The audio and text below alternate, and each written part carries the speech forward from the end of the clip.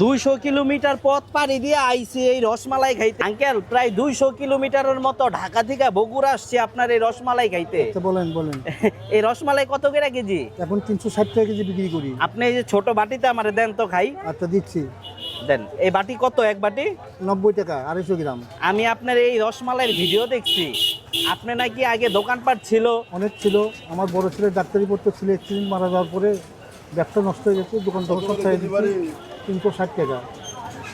আর একটা ছেলে সে diploma pass করছে। ডাক্তারি পড়তো? হ্যাঁ, ডাক্তারি পড়তো। হ্যাঁ। কি হয়েছিল? অ্যাক্সিডেন্টে মারা গেছে, রোড অ্যাক্সিডেন্টে মারা গেছে। তারপরে আপনি দোকান ছেড়ে দিচ্ছেন?